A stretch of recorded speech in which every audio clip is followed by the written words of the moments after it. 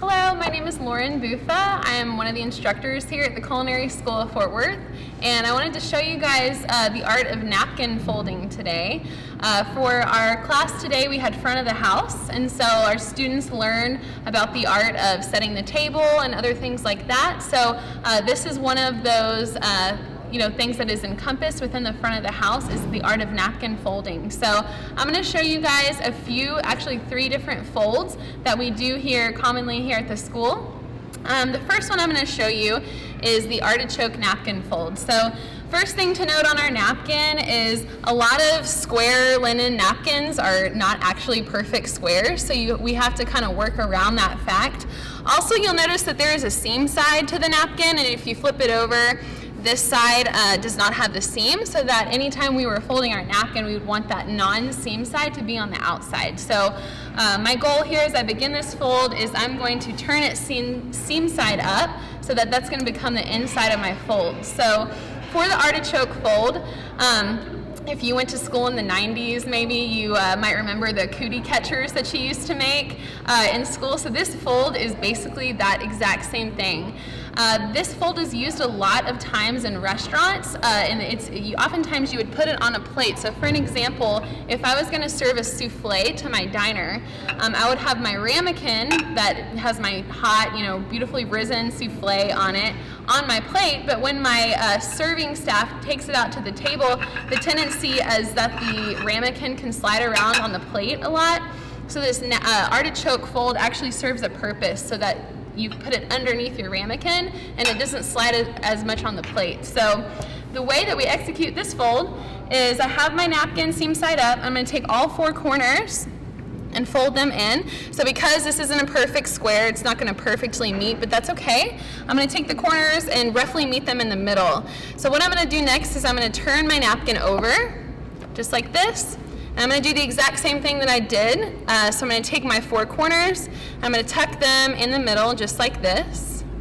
So now what I'm going to do is I'm going to take the corners from my first fold and bring them out. So it actually begins to kind of look like the leaves of an artichoke. So just taking all those 4 corners and tucking them back out here.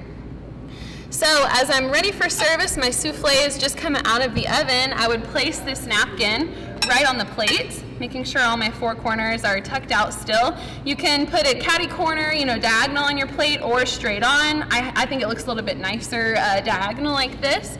You would put your souffle ramekin right on the plate, and then you could take it to your diner and not worry about that ramekin sliding around so much on the plate. So this is the artichoke fold. The second fold that I'm going to show you here is called the candlestick fold.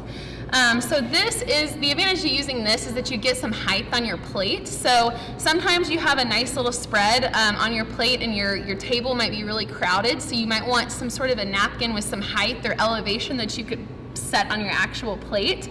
So this would be a great example of when you could use that. So what I'm going to do is, again, I'm seam side up here. I'm going to take my top corner and fold it down. Okay, so that I've got a triangle here. But I want my point of my triangle to be facing away from me here.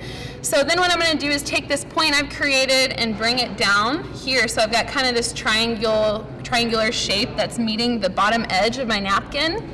From here, what I'm going to do is basically just fold a long rectangle out of this. So I'm folding it down once, twice, and 3 times. So what I'm left with is this kind of long, narrow rectangle here. What I'm going to do is I'm going to start with my one side of my napkin, and I'm going to fold it over like so. This is going to be my flame of my candle, so I can make it shorter or longer as I want. I'm going to pick kind of a medium-sized height on my candle. So here's my flame.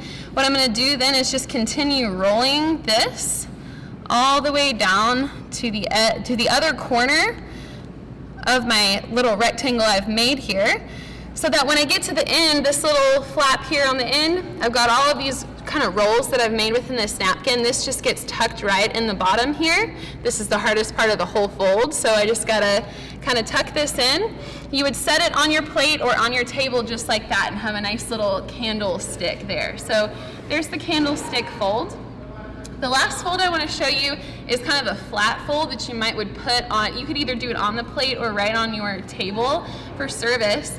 This one is called the wave. All right, so this one's nice too because if you have a menu of some sort that maybe you have a chef tasting course or something for that night, you can actually incorporate your menu into this napkin fold. So it's kind of a creative way for you to get to incorporate both elements.